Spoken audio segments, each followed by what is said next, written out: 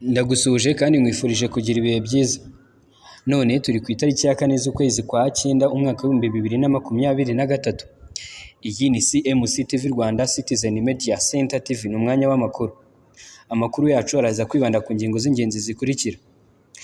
FARDC yashinjwe kutagira icyo ishobora uretse kwica no kwiba abaturage. Turaza kukubwira kandi ko Repubulika Iharanira Demokarasi ya Kongo yasabwe no gukurikirana abasirikare barashe abantu mu mujyi wa Goma.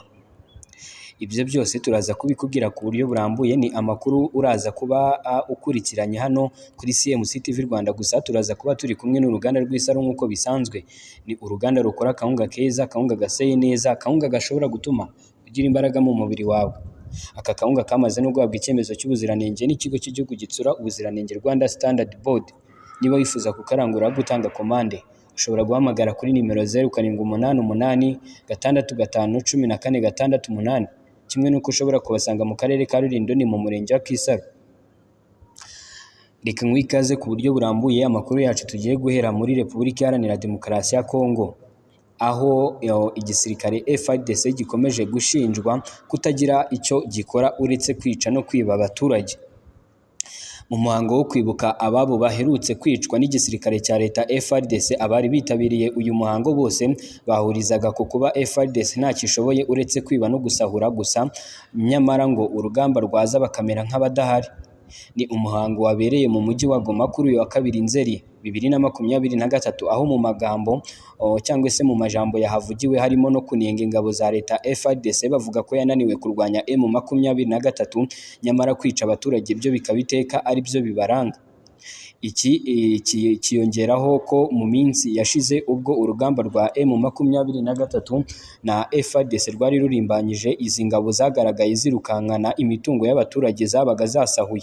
Aho guhangana n'umwanzi, ibi ngo byagarutsweho n'abari bitabiriye iki gikorwa cyo kunamira ababo bambuwe ubuzima kuri ya 30 Kanama 2023. Ku rundi ruhande naho abaturage bose bari bakoranye basakuza bamagana ibyo bintu. Amakuru dukesha Rwanda Tribune ko mu mujyi wa Goma, amakuru avuga ko abaturage bakomeje gusaba ko guverineri w'intara ya Kivu y'Amajyaruguru yavanwaho nawe agafungwa cyangwa se akicwa, kuko ntacyo abamariye usibye kubamarira abantu. Imiryango itegamiye kuri leta ikomeje kwamaganira kure iki gikorwa cya kinyamaswa, ndetse bakanasaba ko abakoze ayo mahano bagezwa imbere y'ubutabera bakaryozwa ibyo bakoze.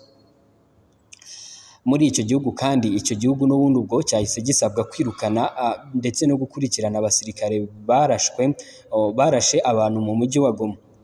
Umuryango uharanira uburenganzira bwa muntu ku isi wasabye ko abasirikare ba Repubulika Iharanira Demokarasi ya Kongo baherutse kwica abantu mu mujyi wa Goma bahagarikwa kandi bagakurikiranwa n'inkiko.